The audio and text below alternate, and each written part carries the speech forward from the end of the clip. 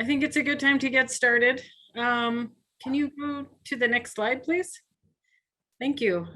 So welcome everybody. For anyone who doesn't know me, my name is Jen Leone. I'm the Chief Sustainability Officer at HPD, the New York City Department of Housing, Preservation and Development. Just a little bit about us for anyone who's not familiar with our work. We're the largest municipal housing finance agency in the United States, and we finance affordable housing through new construction and preservation, and are tasked with, among other things, ensuring that our projects are and continue to be sustainable, safe, and affordable. Next slide. A little background related to this presentation, this workshop today. The Climate Mobilization Act, as I'm sure most of you remember, included local laws 92 and 94, which require green roofs or solar on all new roofs or roof assemblies in New York City. But it allowed affordable housing to be exempted by HPD for reasons of financial infeasibility. That was kind of something that we thought could either be a real problem or real opportunity. And we decided to develop our solar where feasible mandate. And what that meant was that instead of just waiving projects that seemed infeasible, we'd require all new construction and rehab projects to screen for feasibility and install solar where it is cost effective and smart. So that makes us, that helps us ensure that we have cost-effective solar everywhere we can, but it also, we think, helps us scale up solar know-how across our projects. Next slide. So to develop and implement our solar where feasible program, we asked for and received funding from NYCERDA, and they funded a 3-year partnership with nonprofit Solar One, and that provides solar assistance across all of our programs. And is, they're really instrumental in our solar where feasible mandate. And we worked with them to develop an in-depth screening tool so that we could screen all projects and assess feasibility and really opportunize all of our roofs for the best solar that we could get.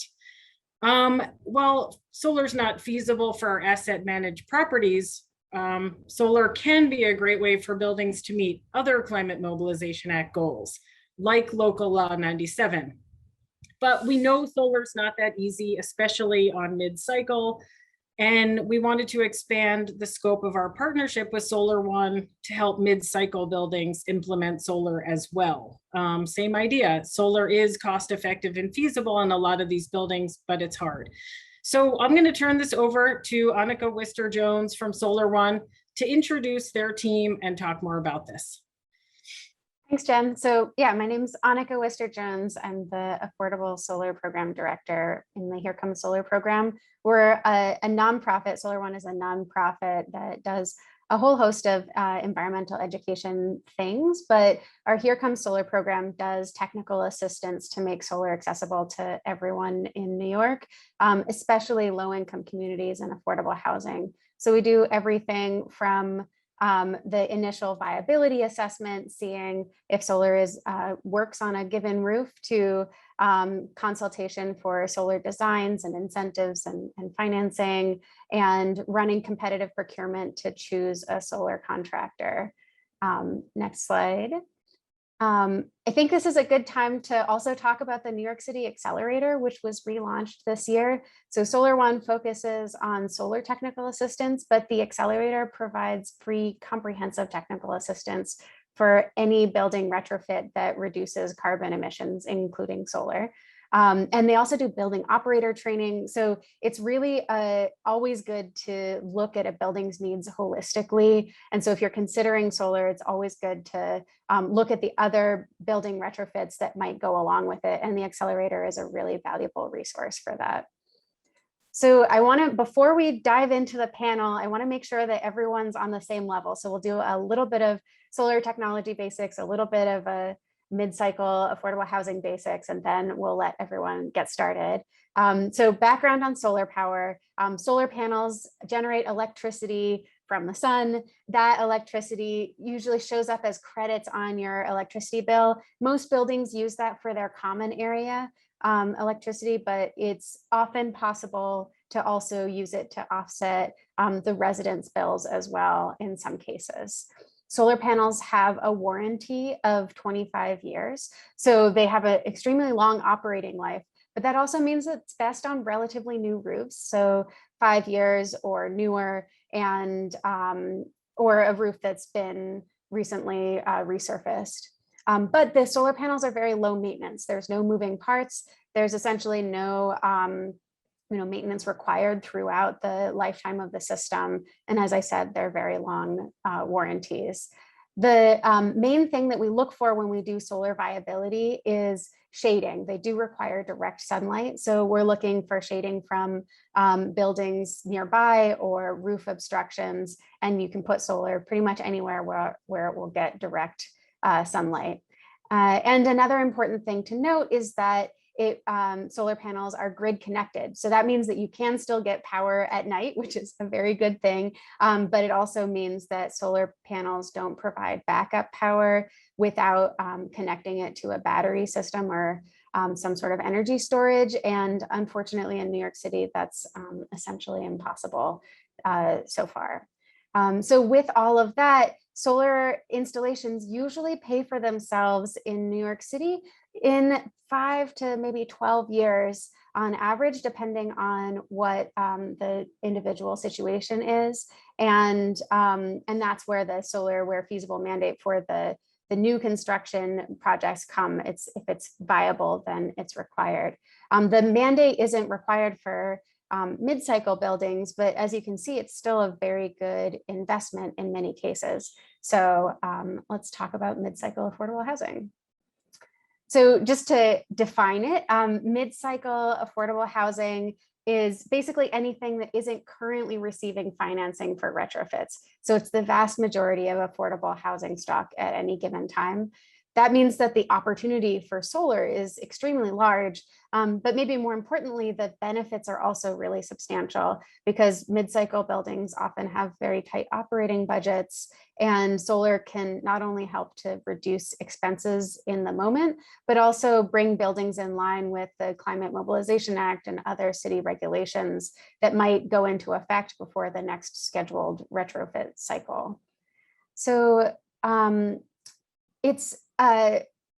so the challenges for mid-cycle affordable housing are definitely notable. Solar on urban affordable housing has a lot of different layers to get through, but because of the high energy burden, both by the low-income residents of the housing and the affordable housing providers themselves, and the fact that most of the city's affordable housing is located in environmental justice areas, it's more important than ever to make sure that solar is just as accessible for these buildings as anywhere else in the country. So we're extremely excited to bring this panel together because each of these affordable housing providers represent different ways that they've overcome the challenges that typically obstruct solar. So for example, limited access to capital, you can use financing options. We'll talk a lot about that. Third-party ownership of the solar panels can make it possible for nonprofits to claim solar tax credits at the federal level.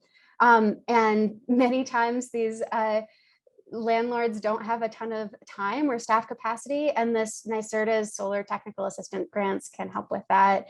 And the regulatory challenges and hoops that are needed to jump through can really be reduced by mission-aligned lenders like the ones that will be in this presentation, and housing agencies like HPD and NYCHA. So without further ado, I'm going to turn this over to Noah Ginsberg to introduce the panelists and get us started.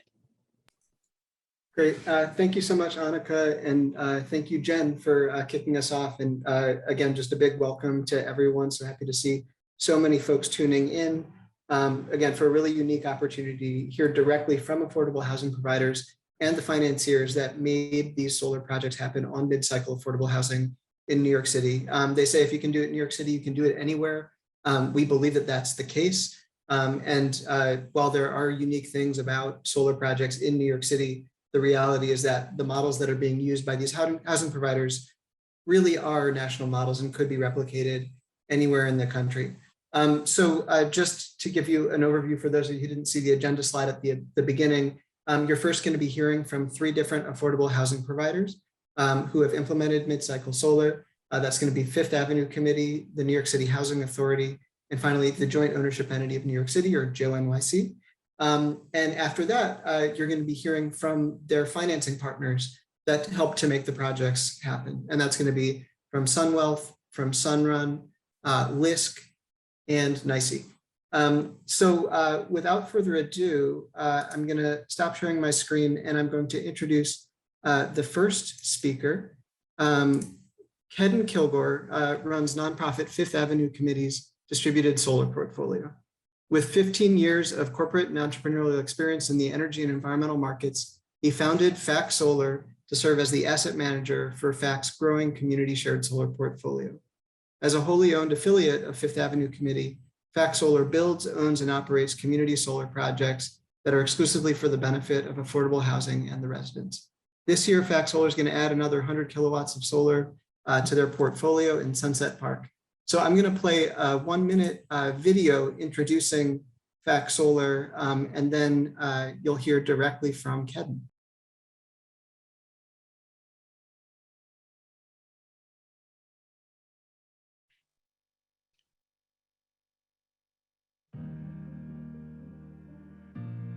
What we are doing is not new. The solar, the equipment, the electrical connection, that exists.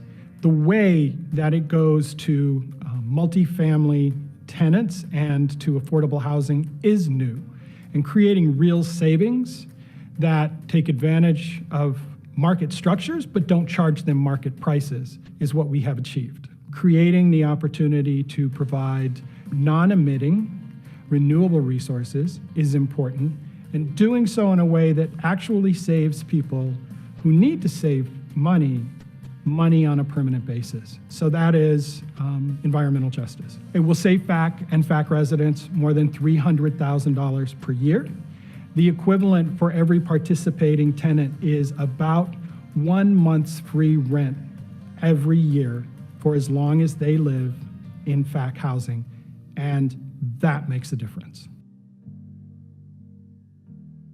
We want our projects creating opportunities for solar installation trainees to get the hands-on apprentice experience. We want our projects to give people the opportunity for boots on roofs training that can lead to permanent and durable job creation.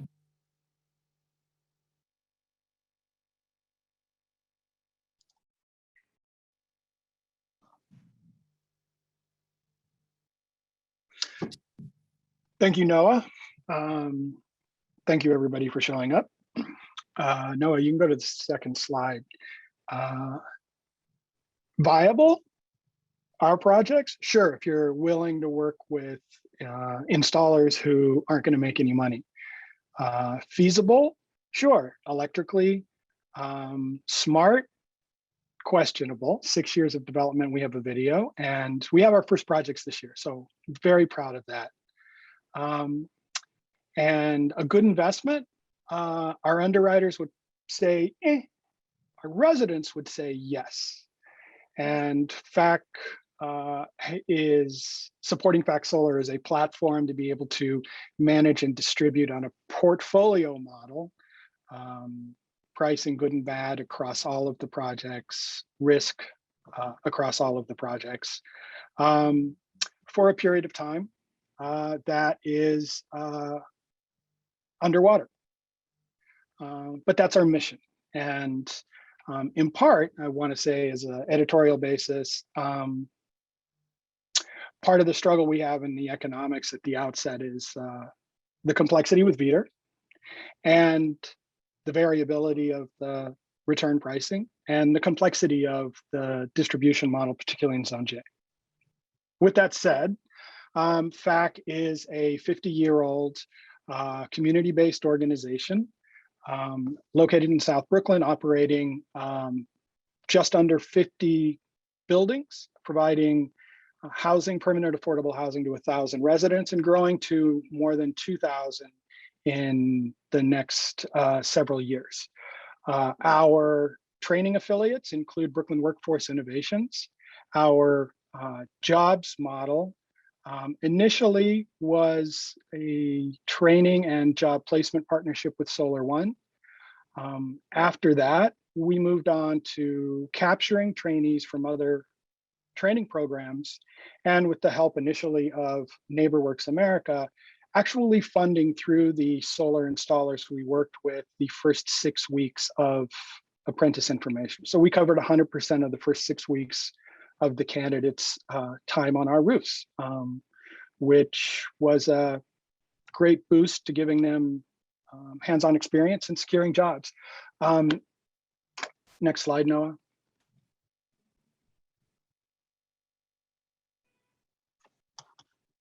Nope, sorry, I was looking. So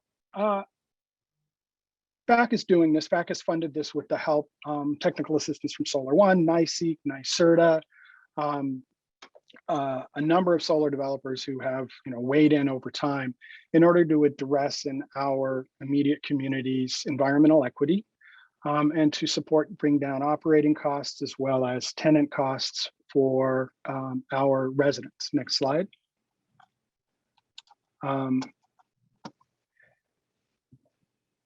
If New York City is to achieve its ambitious greenhouse gas reduction goals and climate defense, climate change defense, it needs a supportive, economically viable, and regulatory infrastructure that supports small scale solar on multifamily buildings across any economic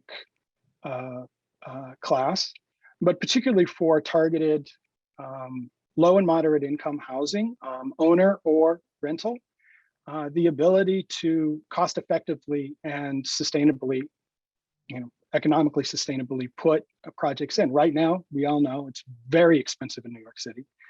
And for us, from our perspective, passing savings along to our tenants as a function of what it costs us to build and as a function of what it costs us to finance is a challenge. We managed to figure out a stable funding model with Sunwealth, our underwriter for the first basket of projects. And in our building operations portion of the use, all 100% affordable housing, we are able to recover essentially the at least 80% of the savings for our tenants at the moment, because monetizing their savings remains a challenge. They are keeping 100% of the on-bill credits that they receive. FAC Solar is essentially a distribution, a client administration, and an asset management platform. So FAC Solar owns the development rights to all FAC rooftops. FAC Solar faces the market for funding and financing, as well as procurement of installation and O&M services. We bundle the economics, we then bundle the distribution. At some point, we hope regulations will recognize us as a portfolio of assets serving a portfolio of customers. At the moment, as you can appreciate, the complexity of the distribution mechanism looks something like this. We generate off of, right now, 7 projects. Our participating accounts receive the VEDR credits directly on bill. That's the point when we have to, as you well know, many of you practitioners and installers have to monetize a portion of those benefits to pay ourselves or our investors back. So we have smaller projects. Our range of projects is between 10 and right now 80 kilowatts. The next one will be our biggest. And our smaller projects, we are able to serve one building common area account efficiently. Our on-site satellite accounts, where we have 10 residents or accounts that we can distribute to, again, stay within the building context, work as qualified shared solar projects. And then offsite satellite accounts like the picture you saw in the video, the one that's here at FACS Center, serves 100% offsite building and tenant accounts. Everything flows up to FACS Solar operation, any part of the distribution savings that we can monetize. The easy part is monetizing against the FAC operating portfolio. We are able to capture at least 80%. We then pay Con Edison a monthly billing fee, discovering that that is for our solar projects actually about 2%. And it's hard. I mean, every little bit helps for small projects. It doesn't make a difference on a big project, but it does on a small one. And then we pay our PPA provider, and our PPA provider in this instance, and this is really what makes the long-term economics work.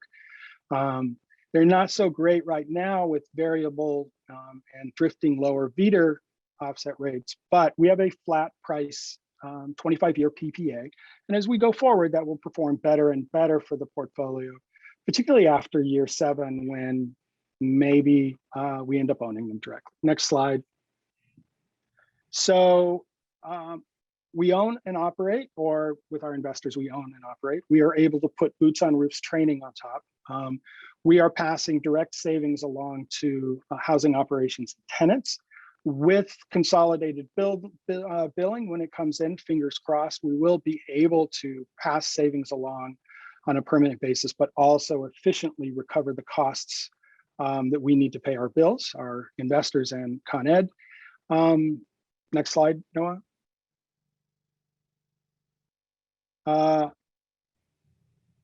FAC's mission in the communities it serves is to provide not only economic, but localized community-owned resilient infrastructure. And it's working. In the case of FAC Solar, we're getting it done. And thanks. I don't know if I stayed within my 10 minutes, but I tried.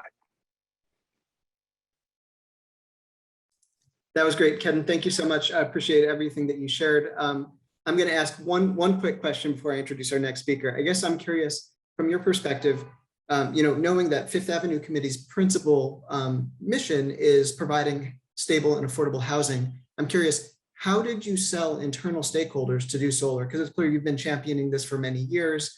There's finite resources, a lot of community development corporations. Folks, there are a lot of things that folks would love to do, but never actually cross that threshold of something that they do. What was it that pushed them over that threshold? One, covering the pre-development costs with the support of NYCERDA pre-development funds, community, and our regular grant organization. So the mission was largely funded with soft money. And in part of the mission, part of the objective was to focus on a model and a platform that could be sustainable, have sustainable economics and face the market. Now, FAC Solar LLC is a not-for-profit owned for-profit. And we face our underwriters as the principal counterparty. And then we license the properties and distribute the financial benefits. So the key for property management and for the board was delivering, was a commitment to deliver permanent tenant savings, 100% when we finally can see consolidated billing, 100% tenant service, and to manage the risk. So we bucketed the risk at FAC Solar LLC, and we distribute the financial benefits to the operating portfolio. So basically, what sold it, Noah, was they got it for free, and everybody else paid the development costs, and our installers lost money. So that's what got it done. It didn't cost them. The mission cost everybody, but we figured out a good platform for replicating it. Got it. Okay, well, Kevin, thanks again. Stick around for the Q&A, and thanks for all that you're doing. So it gives me great pleasure to introduce our next speaker. Ellen Zielinski serves as the Director of Energy and Sustainability for the New York City Housing Authority. where she is implementing NYCHA's sustainability agenda. With more than 160,000 permanently affordable apartments, NYCHA is the nation's largest residential landlord. Ellen's sustainability portfolio includes advancing waste reduction goals, installing green infrastructure, and hosting 30 megawatts of solar by 2026. Ellen previously served as the Deputy Assistant Commissioner and the Director of Clean Energy and Innovation for the New York City Division of Energy Management. She holds a master's degree in public policy from the NYU Wagner School of Public Service. Ellen, thank you so much for being here. Thank you so much for having me, Noah. And if there's any specific point I would like to get across quickly before I dive into the exciting details of NYCHA's community shared solar program, the first thing I just want to say is if you're interested in solar, please just go for it. Don't hesitate. As I worked on putting together this program and through my previous work installing solar in New York City, there are so many resources to help. Whenever we needed assistance with troubleshooting or program design, there's incredible talent here to help you out. So if anyone out there is considering solar, we will help you and serve as your partner to help make sure that you have a successful program. So one thing I want to pitch is how incredible it was to work on this program with all the partners, including Noah from Solar One. So I just wanted to throw that out there, folks, and happy Climate Week. And as part of Climate Week, I actually released my brand new sustainability agenda this week that came out on Monday. And it included a larger solar commitment for NYCHA to host 30 megawatts of solar by the year 2026. So definitely supporting renewable energy and clean energy for public housing. NYCHA houses 500,000 public housing residents. And a lot of those people have largely been left out of the wealth and the opportunity that living in New York City affords. NYCHA buildings are, frequently part of environmental justice neighborhoods. And so when we designed our solar program, we really wanted to think about how we could maximize the design to ensure that our residents are getting as much benefit as possible. So moving to the next slide. So why community shared solar? This is an important model, and I think NYCHA's program is really a national model for this. NYCHA pays very low electric rates. We negotiate long-term power supply agreements with the with NYPA, the New York Power Authority, and so we pay a lot less than your typical residential customer. So because of that, doing a typical capital solar installation doesn't really make financial sense for us because our rates are so low. And then also we have some other challenges. Our residents don't pay their own electric bills. These are master meter developments that NYCHA manages. So we really wanted to think about a community shared solar model where we could host solar and really start digging into the multiple layers of benefits that a program like this could potentially provide. And so just one other thing to mention is when we designed our program, we really wanted to think again about that workforce development for our residents and how to maximize benefits for public housing residents. So next slide. So we have basically our solar program is looking at how we can best utilize our roofs. So we don't pay for solar, we just lease our roofs. NYCHA does not spend $1 on these installations, so that's already a great win for public housing because we're not using our scarce capital dollars. And so we're really hosting these arrays on our buildings. We released a commercial solar RFP that was looking for those larger roofs that could host at least 40 kW or larger, really trying to maximize lease revenue.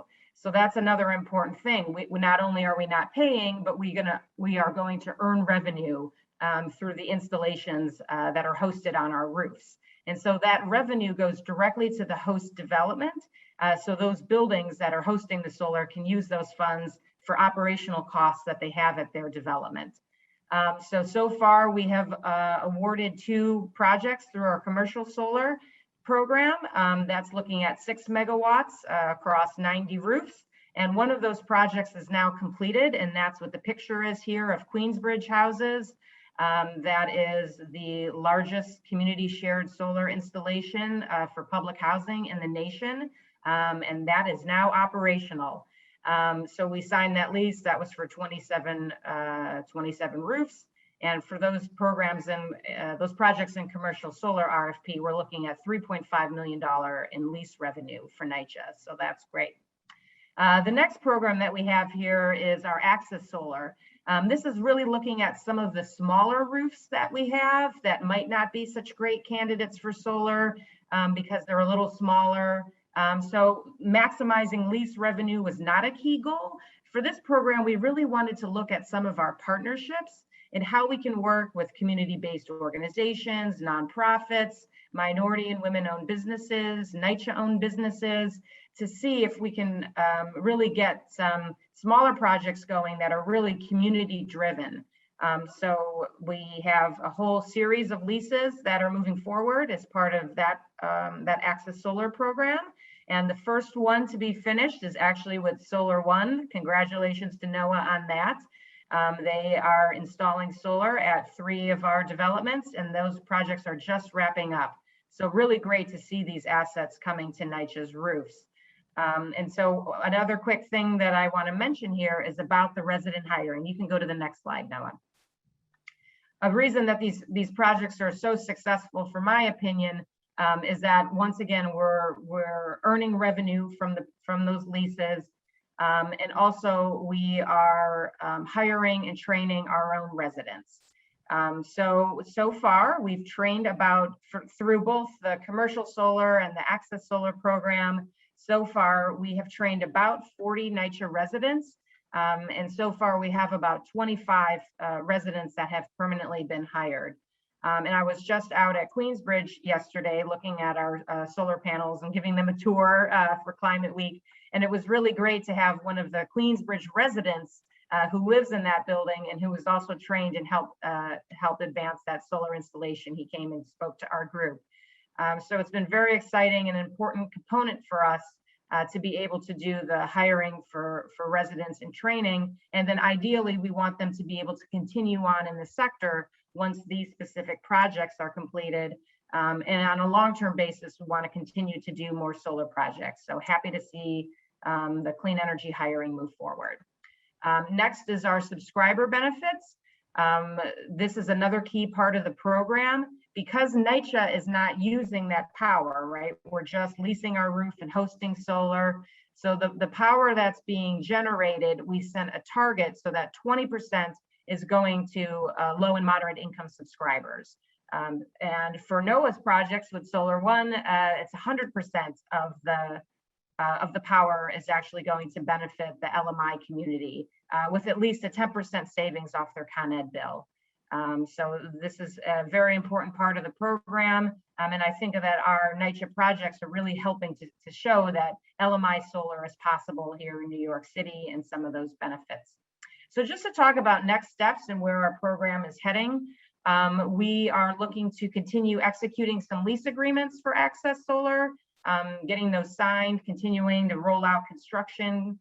And when we have all those current round of projects installed, we'll have about 11 megawatts of solar is what we're anticipating.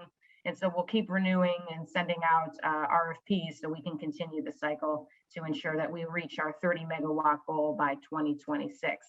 Also for the future, we're looking at potentially doing some capital projects for solar plus storage. We have a lot of senior buildings and vulnerable populations that if there's a power outage, these people get stranded, and we're trying to find ways to ensure that we have backup power. So the battery storage projects are difficult in New York City, but we are looking at that as a potential future opportunity to see if we can provide backup power to some of our senior buildings. Our other opportunity is to use gas power generators, and not our favorite, not our favorite option. So just to close out here, we have some construction photos of the projects in action. These are our NYCHA residents and other employees helping with those installations. I'm excited to see those finished and definitely looking forward to expand this program. There's one more page of pictures. Look at those beautiful completed solar arrays. So definitely an exciting program and an exciting model, and happy to answer any questions.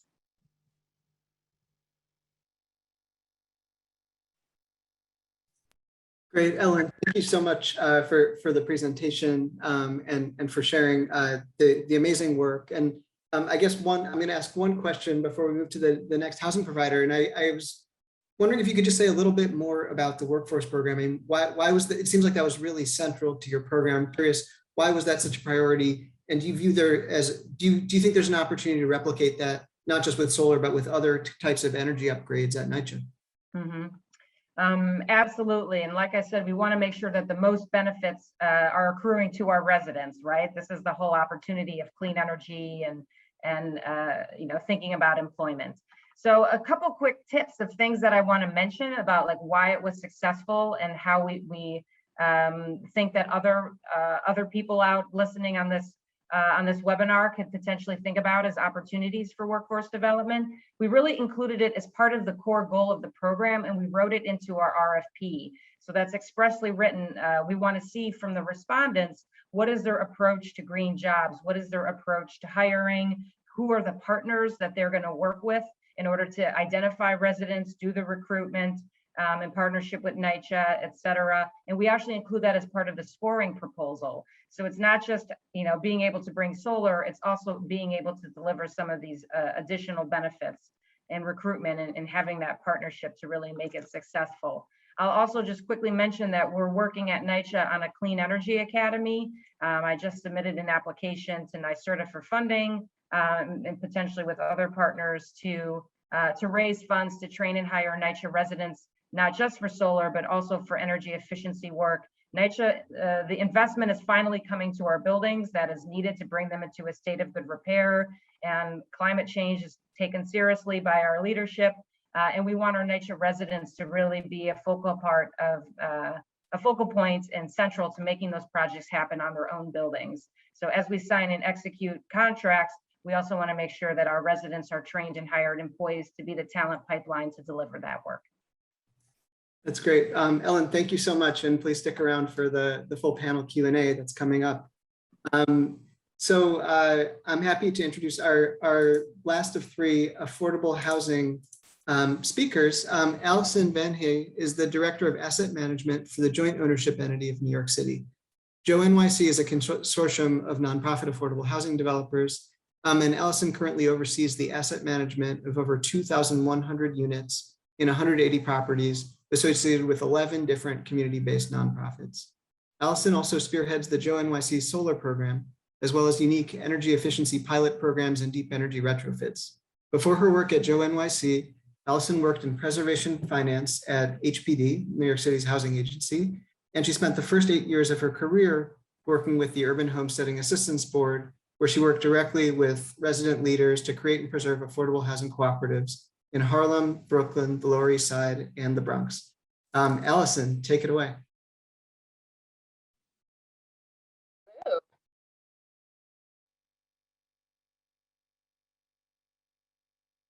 All right, now we can just pop on to the next slide. So yes, hello, my name is Allison Van Ham. So happy to be here with this group, the majority of whom actually were instrumental in the project that we're going to discuss today. Ellen, I really appreciate your enthusiasm, encouraging folks to jump in. And I want to build on that and say, especially in the affordable housing community, this is a really great time for solar adoption. We can access even more incentives than the for-profit developers, so we can really be a leader in this field of solar adoption in New York City. So I really do encourage folks to, I'm glad that we have such attendance, and I encourage folks to follow their gut that this is a good place to be for affordable housing. Joe is a complex organization. This is a complex transaction, so I'm going to do my best to introduce both, and happy to answer questions about either, and I'll drop my contact information in the chat as well. So I'll start by contextualizing Joe a bit to ground the understanding of why we're particularly interested in mid-cycle solar and how it functions in our portfolio. So we own a bunch of buildings. They're not seeking financing right now for big rehabs, but we want to be efficient. So that's our interest in mid-cycle solar. So let me just tell you a little bit of Joe. So we're a nonprofit, stands for the Joint Ownership Entity. We're a nonprofit that affordable housing. Joe was formed in 2016, and we never own housing on our own. Rather, you can think of us as the beneficial owner, asset manager with a local nonprofit member. Here on the left side of our map, you see listed the current and largely founding members of the Joe. So we were founded by these nonprofit groups to unlock some abilities for them. And you also see where their properties are located on a map. So we're in all 5 boroughs. We have not yet had the chance to make it stat. And no, advance the slide. So big shout out to Solar One, who honestly has been an amazing, amazing partner for us. We would not have been able to do maybe anything without them. They were incredible with their technical assistance, so thank you. So this is the general scope of Solar and Joe, and then we'll get into the specifics of this particular project. So we have 2 ways that we've been incorporating solar into the Joe portfolio. One is in new construction, preservation construction. So that means that we are putting solar on buildings as part of a larger rehab. And in those instances, we actually own the panels. So we've bought them. In the second instance, and that's this instance that we're going to discuss today, we're actually in a PPA model. So we don't fully own the panels. Instead, we own the electric benefit. And in our instance, actually, it's a prepaid PPA. So we have prepaid for the electric benefit. And we'll get into that later.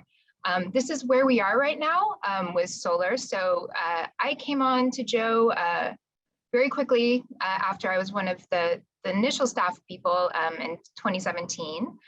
So we've been able to, in that amount of time, build 17 solar arrays that are generating electricity.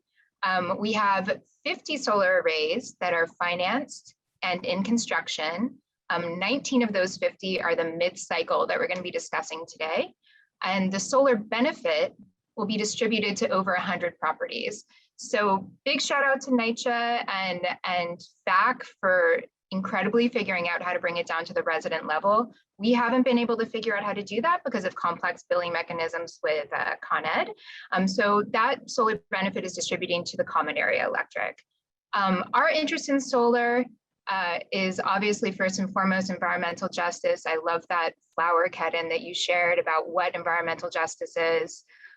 It's a member service. So for our nonprofit members, we can broker some of the tricky things along with Solar One as our technical assistance provider, broker some of the tricky things and provide solar. So each one of Joe's members is actually going to receive benefit from the solar that we are installing on our portfolio.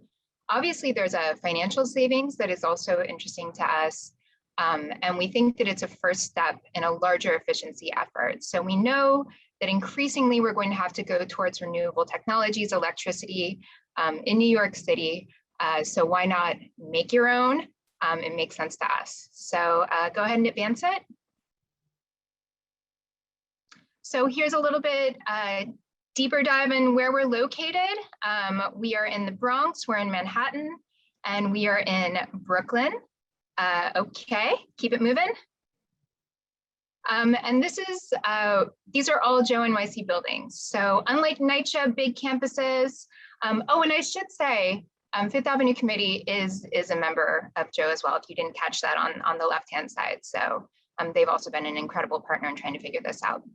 The housing that Joe owns is multifamily affordable rentals. They are incorporated into the housing landscape. It's not larger public housing complexes. It's affordable. So our average rents are around $700 to $1,100, sometimes much lower, which serves some of New York's LMI or low and moderate income populations. These properties are rent stabilized and more often than not regulated with regards to who you can rent to, for how much, etc. We can go to the next. Thanks, Noah. Quickly, just from our founding members, our nonprofit members, they addressed some issues with nonprofit housing development, and the JO was formed to address these particular issues. So I won't go into it too much, but there were issues with diseconomies of scale, meaning smaller groups are more expensive to operate than larger groups is kind of the going thought. Misaligned incentives and imbalanced resources. So some projects had a lot of money, a lot of other projects didn't have a lot of money. What if we operated them as a group? And that's what Joe endeavors to do. We can go to the next. You can pop through this. Thank you. This is the Joe operating model. If you want to start in the upper left-hand side, these member CDCs, those are the nonprofits, the 11 nonprofits that we listed at the beginning. They contribute projects to the Joe. So they have contributed those to the portfolio, and that makes the majority of our portfolio. We also acquire things from the market, but predominantly it's our nonprofit groups putting their assets into the Joe portfolio. The cash flow from these projects is passed through the joint ownership entity. So as a group, we are an asset manager, and when you think about asset management, we have some little pictures down here of things that, and I'm sorry, I'm in downtown Brooklyn, so if you can hear sirens, my apologies. But we have a few things that we do. We refinance expensive debt. We tackle efficiency projects. We guarantee loans. We create portfolios of rehab projects with different members. So these are the kind of asset management member services that we provide when these buildings are in Joe ownership. We also have a pooled reserve, which we call a JAR. Any Joe owned building can access that pooled reserve. And then on an annual basis, through those savings associated with asset management, we're able to distribute to members as unrestricted income, essentially checks on an annual basis based on these kind of more efficient operating principles. And if we can go to the next slide. And this is what these nonprofit groups with that kind of unrestricted income, that's very key for nonprofit groups. They can use that to be quickly adaptive. It's not restricted in the same way that some grants are. And these are all services pulled from our member websites of ways in which this kind of unrestricted income is used to best serve the communities that they are in. So we can go to the next slide. Okay, so this is our mid-cycle solar program. So we closed on financing in 2020, and this is currently in construction. So we closed in 2 tranches, what we called it.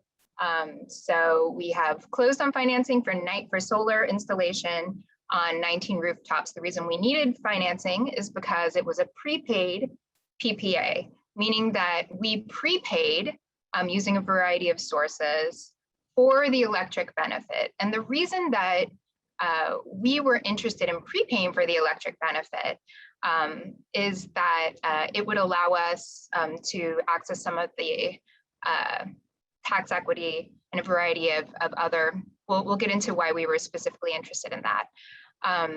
The financial structure for the prepaid PPA is that, and it's about 1/3 of the cost was covered by a 15-year fully amortizing loan from LISC and NYCEEC, who you'll hear from later.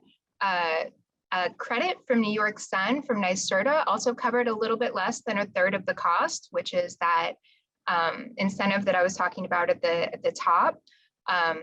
The solar tax credit equity. So we shared tax equity with Sunrun, who owns the panels. So that brought down the cost by 17.5%, and our equity. So that's cash, but it's also reserves that were held at the project level. So these reserves are often held by HPD. So Jen is from HPD. HPD was an instrumental partner in being creative in this instance and being in support. We wouldn't have been able to do this without them either. So they were able to release some of our funds that were held in these reserves, and we could use those as a source for this solar program. So thank you to all of our partners. Go to the next.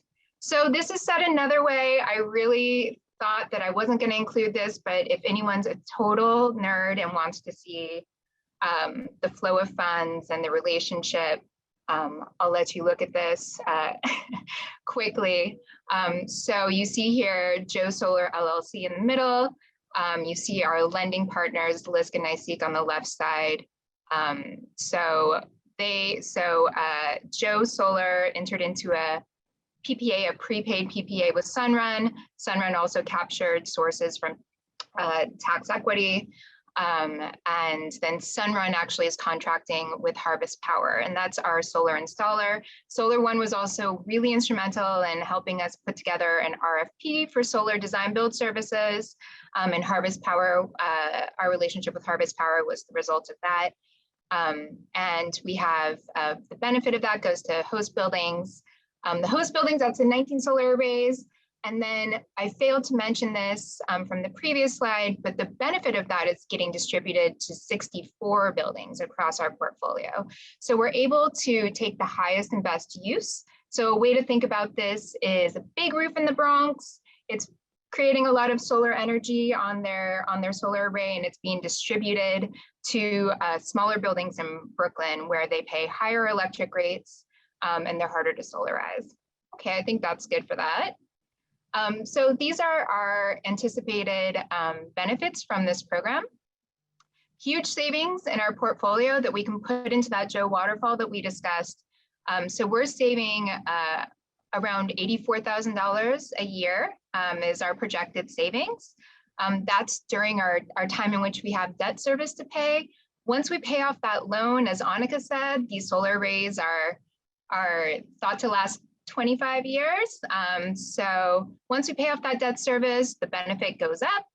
We're looking at $192,000 or more. It's increasing year over year. And then our lifetime projected savings is around 2.5 million or 3.5 million, depending on if it's 20 or 25 years that we're projecting out. So that's huge savings for us installing solar arrays on 19 buildings over the lifetime. The reason that we like this Sunrun owned prepaid PPA structure is that I think first and foremost with this new technology, there's a 95% production guarantee that Sunrun holds. So that's huge for us. I can say right now with the solar that we are owning and operating outright, we aren't hitting 95%, which is fine. It's still paying itself back. It's still positive. It's good. But it's great to know that we have that production guarantee and that Sunrun can make that guarantee. They also have a maintenance and operations contract.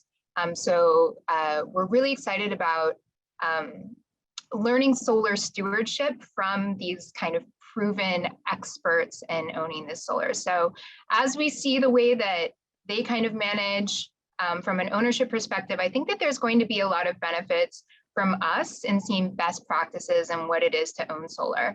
And I think it also is smart on a lot of levels to have that kind of diversity in our Joe Solar portfolio, both owned solar assets and these PPA solar assets.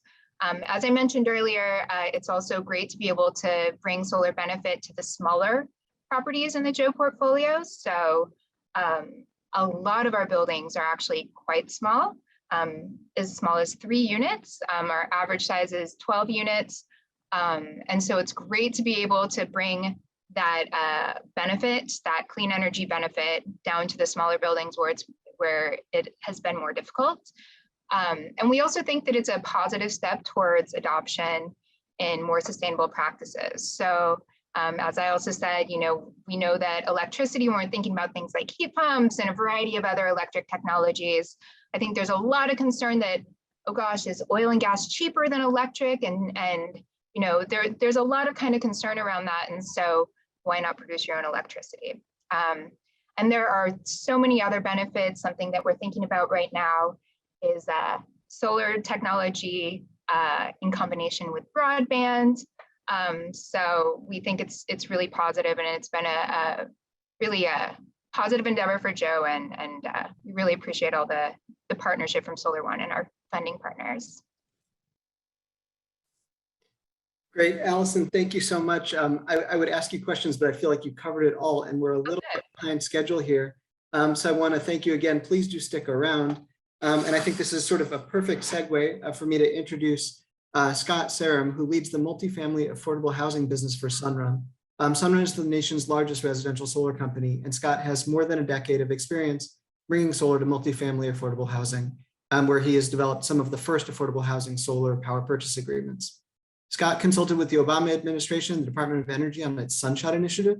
And in California, he helped to make the multifamily affordable solar homes program a success, and worked with California on their successor program, which is going to invest up to $1 billion into solar on affordable housing.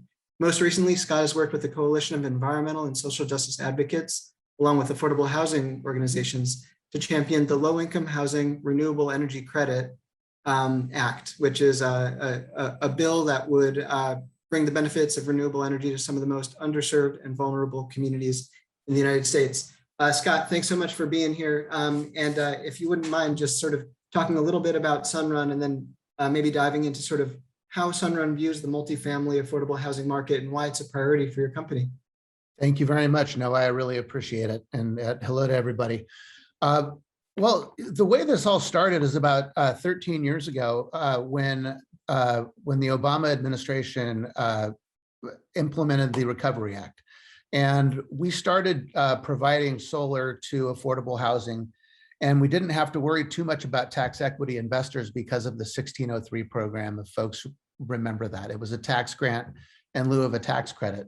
What that allowed us to do was not worry too much about what banks had to say or tax equity investors had to say about securing investments in affordable housing. Because as most people know on this call, affordable housing is a pretty complicated financial structure where you have lenders, investors, and multiple owners. And so we were able, over the first several years of operating, to come up with a solar service agreement that was very specific to the needs of affordable housing structure. So from that, what we ended up doing is meeting a lot of folks in affordable housing that were also interested in renewable energy. And over the years, we've been able to assemble a team at Sunrun now of affordable housing experts. And so our approach at Sunrun to mid-cycle affordable housing solar really is to structure our business to make sure that it fits within the structure of affordable housing.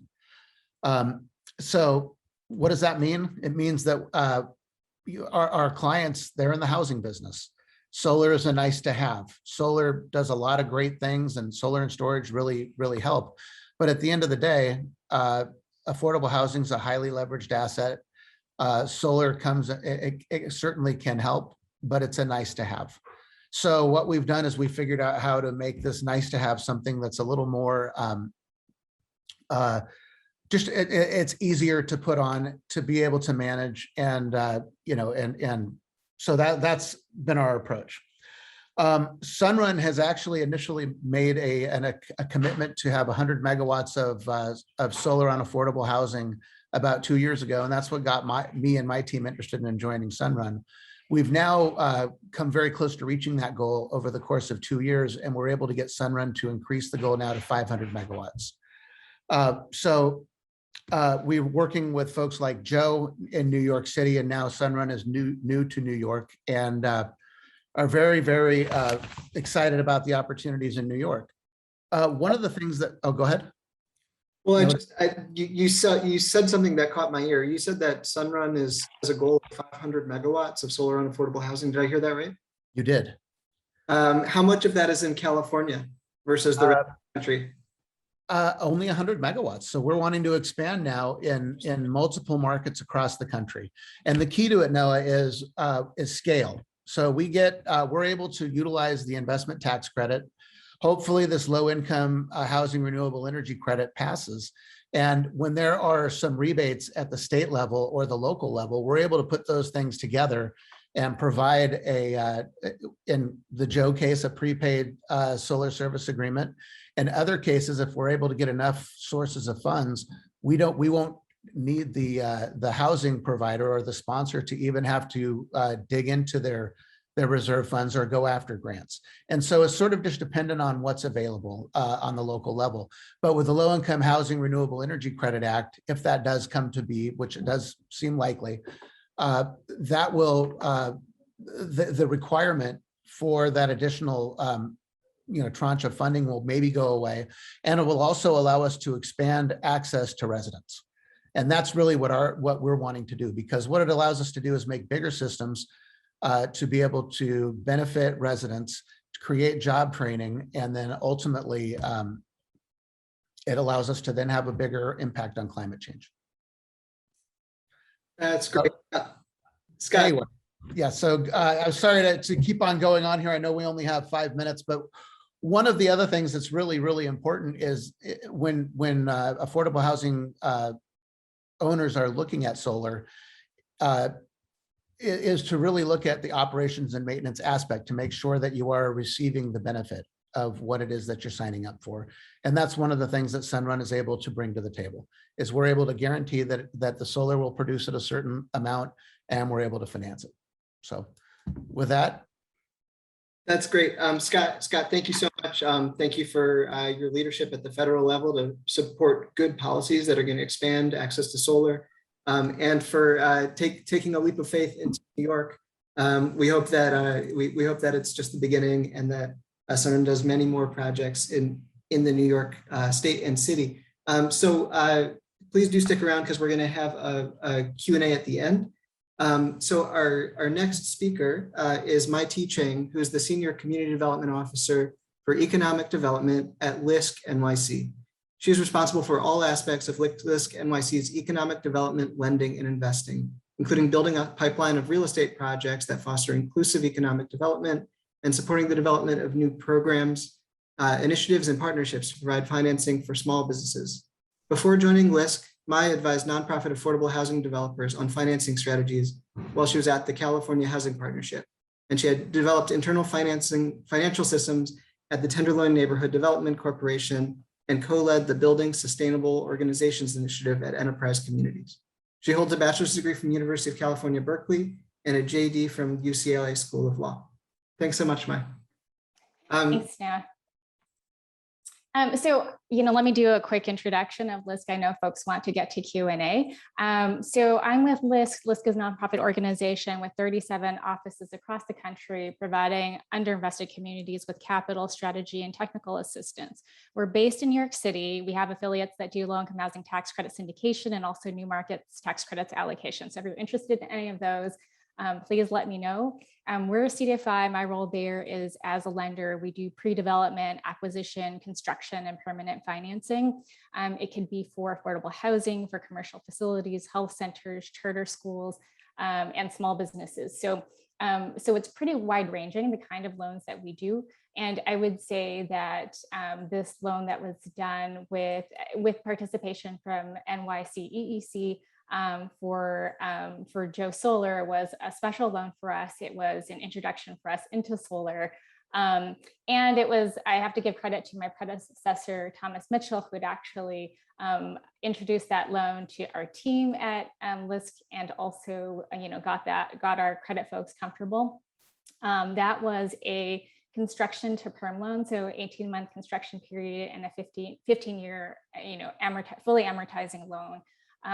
The two things I'll say about the feasibility of this loan for us was one, the scale of it, the size of it. So this was an $888,000 loan.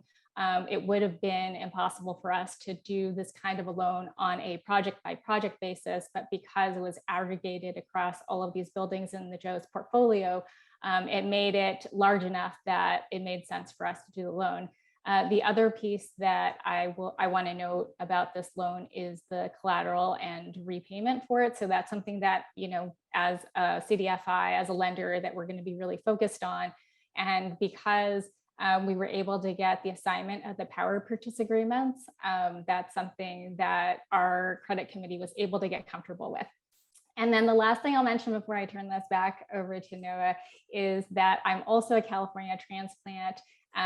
So it's possible that that Sunrun had worked with some of my colleagues at the California Housing Partnership, where we'd also worked on the SOMA program in California, which is solar on multifamily affordable housing. Now, for those projects, the resources were coming from cap and trade, and the state was reimbursing for the cost of photovoltaic on affordable housing projects.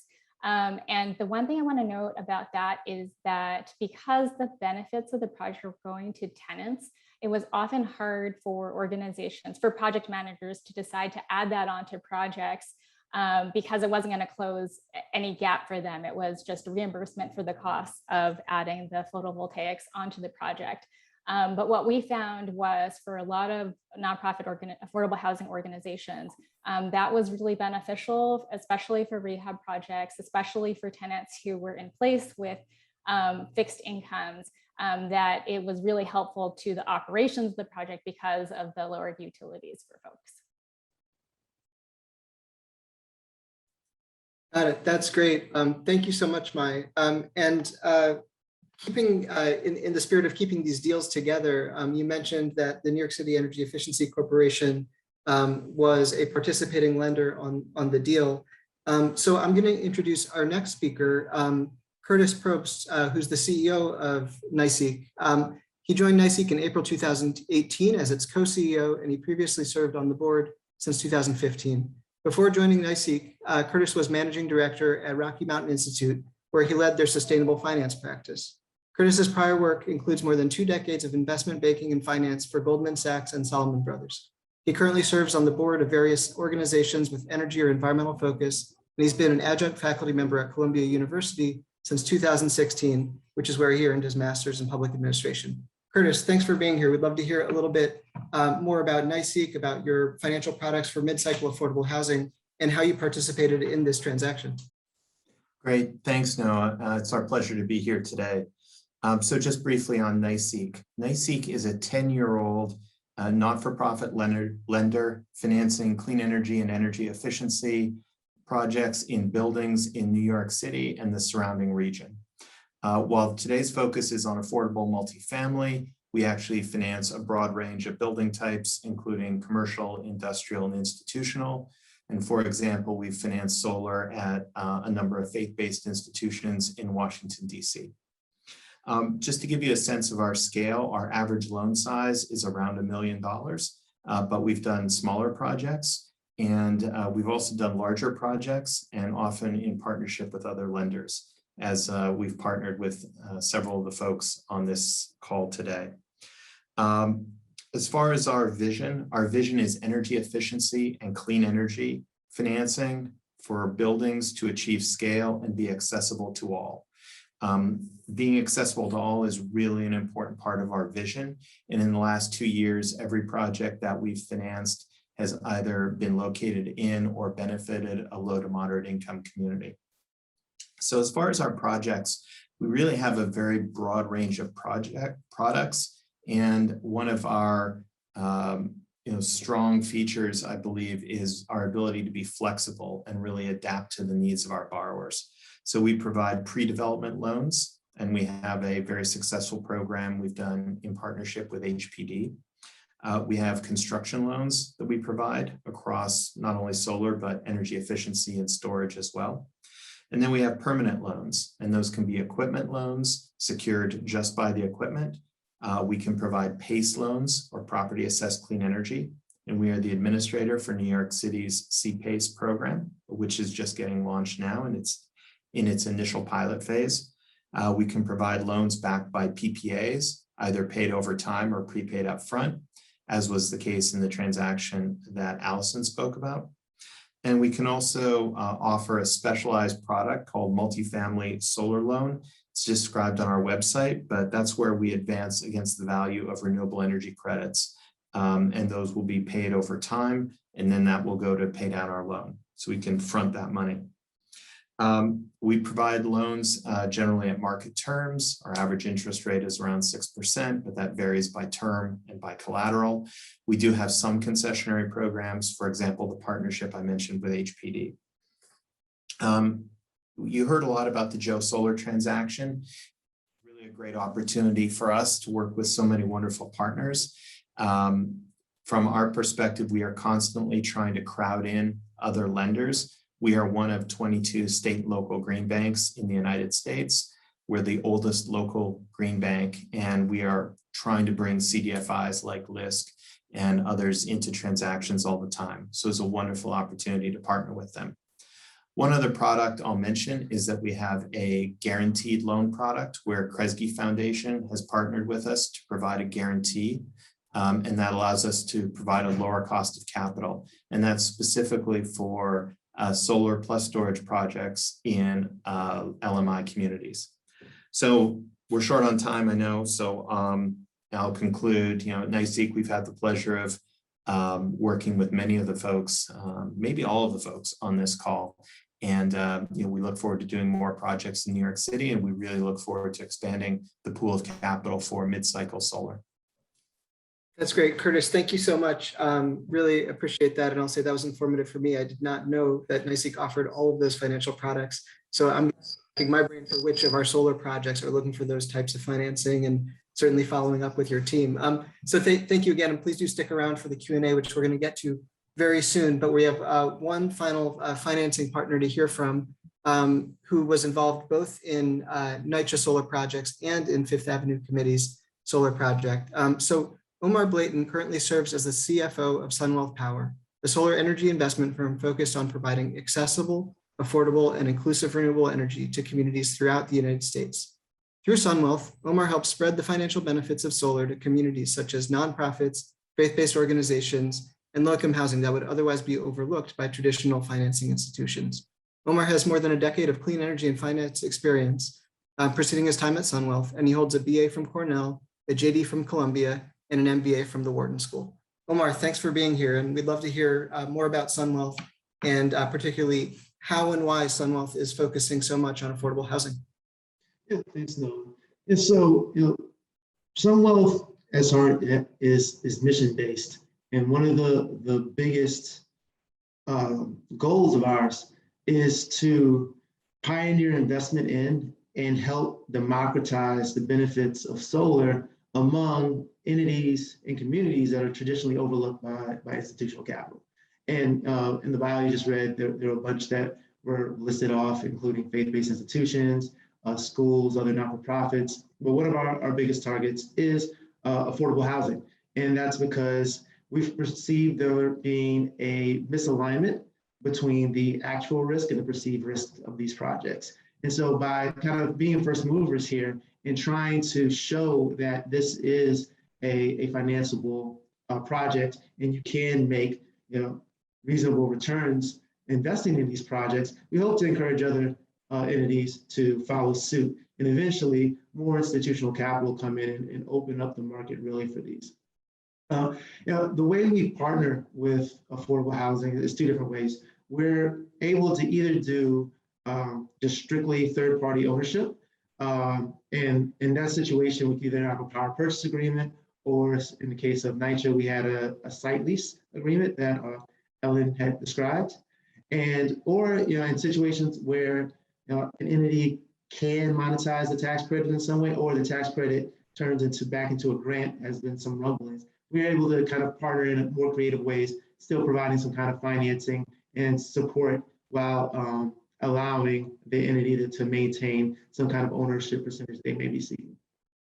In New York, currently, we have projects on 67 affordable housing rooftops for NYCHA, in addition to the projects that we've done with FAC across 3 boroughs. We're in Brooklyn, Queens, and Manhattan, but we are constantly looking for new projects to do to continue to kind of proliferate solar throughout this market and prove out this market this asset class for other investors in the space.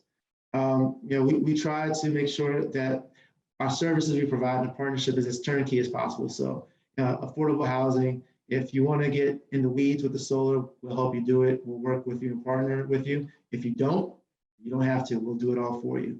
And so, between those two things, we really think that we can provide a decent on-ramp for solar for a lot more buildings that are currently adopting it now. That's great. Omar, thank you so much for sharing all of that. I'll say that when we were putting this panel together, I was doing the math and I was like, gosh, Sunwealth is involved in so many of these transactions and they're structured in different ways. So hats off on kind of the scrappiness and creativity and willingness to do these projects in New York City. So we're going to open it up now for Q&A. I'm going to ask all the panelists to come and join us in the Zoom room with your cameras on. And I've got a couple of questions here. And the first one is for the affordable housing providers. And this is a question that came in from the chat. So, we're talking a lot about creative financing strategies and different products, but a question that came in is why not just own? Why not just buy the solar and own it outright and realize savings over time? Like, why did you go the route of financing?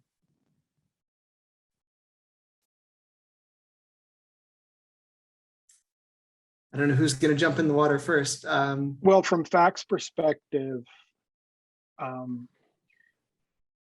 we sought to create a model that was replicable using market economics. So yes, a very significant portion of what we did went into building the model, and that was quote unquote, off project balance sheet and funded the mission.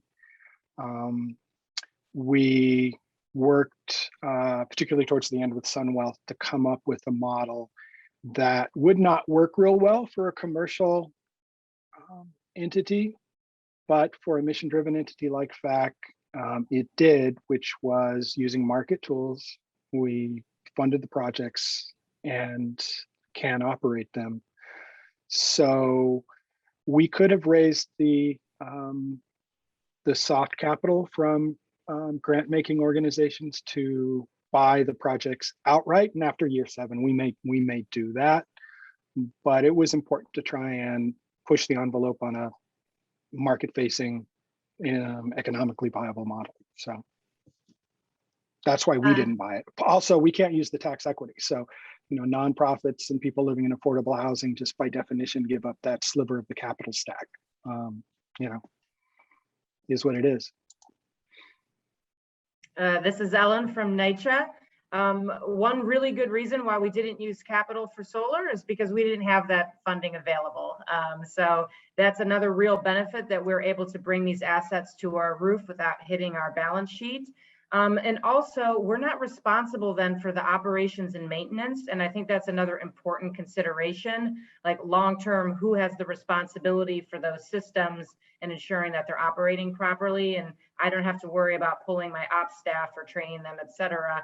This is all very turnkey, and we don't have to deal with that. But we still get these various benefits, right, of the lease revenue, et cetera. As our balance sheets change and we do get more investment, hopefully through the infrastructure bill, NYCHA will get some additional revenue and other investment sources, and we might do some of our first capital assets.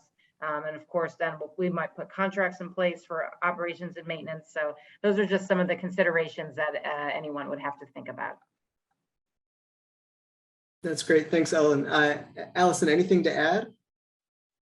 No, I think they covered it. I would just add that it also just financially made sense. It was the greatest financial benefit when we looked at all of our comparisons side by side. So not only did we get the M&O, and which is just such a relief for a lean kind of nonprofit, to steward. It's one thing to get these things on the roofs, and then it's another thing to steward them and troubleshoot and work with our supers. And it's, so it's great to have some eyes in the sky.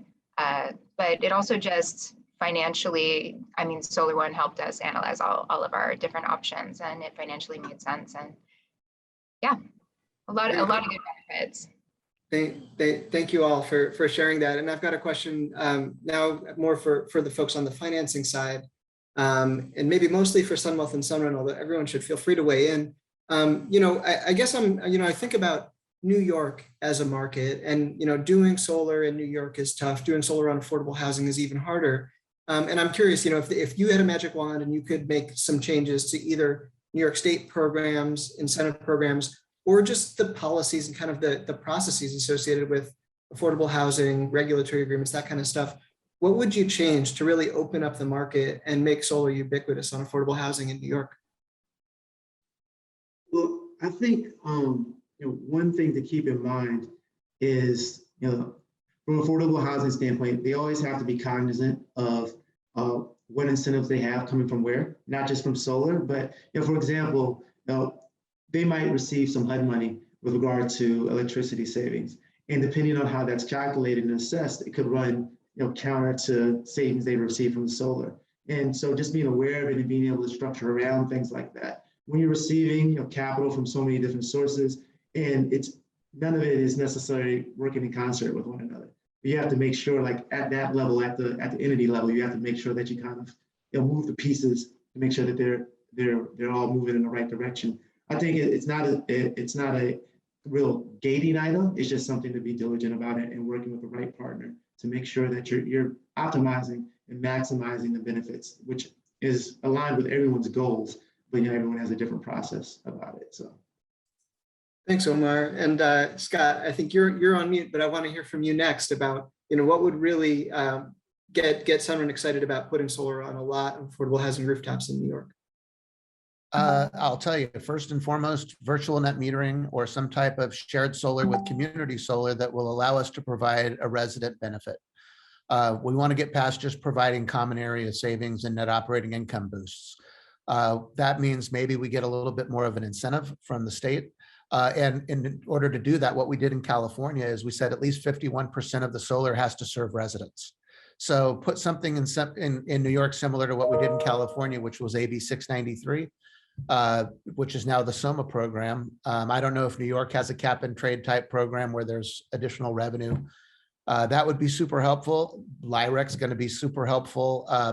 Again, being able to either through community solar, what I like, virtual net metering, I like to call kind of sited community solar because it's there on the building. But in New York, we have site constraints and things like that. So anything that would allow us to expand the system sizes and provide a direct economic benefit and provide job training in affected areas would get us super excited, and we'd be all over it in New York. That's great. Thank you, Scott. Thank you, Omar. So I want to ask, I guess, sort of a more general question of the panelists, looking at time and knowing that many of our attendees have busy schedules and might be jumping off right at 1:30. I'm just wondering, I guess, if you have any sort of closing advice. So if for the folks that work for affordable housing in the audience, and they're thinking about putting solar on their own rooftops, maybe they're from a public housing agency in another state, maybe they're from a community development corporation that's not a member of the Joe NYC. What advice do you have for them to really get their solar initiative started? I'll start this off. I would say you can take an iterative approach to solar. So we have at the Joe a lot of ambition about bringing solar to the resident level, other potential benefits and solar in combination with other benefits to our members, solar in combination with efficiency efforts. But we're taking an iterative approach. So first, we're keeping it simple. I think keep it simple, and now is better than later. So there are a lot of benefits that are dying off as solar is adopted. So you want to get solar on your roof, you want to get those benefits, and you don't want, our project was incredibly complex. I love this project, it's so great. I am so happy that we did it. We're also doing a PPA, after this, and it's simpler. And to say that it's just important to get the solar up there. And then if you have ambition about bringing this to the resident level or other things, you can do that in kind of an iterative way. But I would encourage folks to kind of keep it simple and get the panels up there. This is Ellen again from NYCHA. You know, an important place to start really is getting that high-level leadership buy-in, setting some goals, making an announcement. You need to really ensure that the organization really is committed to delivering these projects, because it does take a lot of different people internally and partners externally. So the chair of our agency is totally on board. And a lot of times we have to leverage that, like, this is a public commitment and we need your support. As we look at our legal teams, right? Negotiating legal agreements is something that takes a lot of time. And, you know, briefing your legal folks early, letting them know what's happening, getting commitment from them, expressing the buy-in that's required. There's many steps, from the planning to the partnerships, who will review designs, et cetera, and making sure that the resources are available so you can move a project forward fairly quickly, because there's so many different steps that we have to work through, from planning and design, et cetera. So making sure you have that high level commitment, and also some good partnerships. You know, we worked with CUNY, the City University of New York, as a key partner in planning a lot of our work. We had workshops to coordinate with partners, just kind of setting everything up so that if you keep it simple, right, and you move forward, you know, you're ready to address some of those issues as they arise. So, you know, it does take time. These were not short timelines to get projects implemented. So, you know, making sure you have your resources is needed to move projects forward. I would say to any particularly not-for-profit affordable housing operator or community-based organization, mobilize and combine forces for leveling the playing field, not only the market, but also the regulatory complexity. To Scott's point, we are effectively a multi-roof, multi-system portfolio. We are effectively a you know, designated you know, community solar platform, and yet the complexity forces us to distribute the economic benefits, the savings to residents, and with you know, under punitive restraints. So if you remember, I can, from one small array, only send it to 1 meter. I can send it to fewer than 10 in a single building. If it's big enough, I can send it to as many meters as I want. And that was in part envisioned to keep commercial developers from, you know, deny them an arbitrage opportunity from within their own billing structure. We're different as affordable housing operators, particularly if we're providing 100% of the benefit to affordable housing tenants. So VEDR is unnecessarily risky for investors. The shared solar rules are unnecessarily complex and costly for developers. And the net result is you're depriving the people who the state and the city say they want to serve the most, the at-risk population, and customers who, particularly after COVID, realized that they need utility bill relief a lot.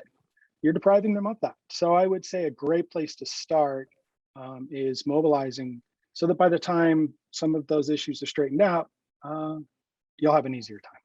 You know, Ken, you struck on something that I want to double click on, because I think something that's unique about these three housing providers is that each of you, you know, I think most people think about solar for multifamily affordable housing in one category and community solar in another. Community solar is big solar farms on, you know, underutilized land, you know, upstate Western New York, rural areas, or, you know, commercial industrial rooftops. But community solar was actually integral to each of your solar projects. And I just think that that's something that's unique and maybe something that's overlooked in some cases when it comes to program design and policy. So I know we are at time. So I'm actually, Jen, I don't know if you're still there, but if you do want to pop in and get the closing word from HPD, we would love that. And I'll say, at least from my perspective, I just want to thank the panelists so much for sharing your knowledge, sharing your expertise, and for your hard work and perseverance to make these projects happen, which I think each one of them are unique national models. So Jen, with the closing word. That's a tough one. I think you said everything and the panelists said a lot that was super informative. So I will just end with a big thank you encouragement for everybody to think about solar, and maybe happy Climate Week. Happy Climate Week. Thank you, everyone. Thank you.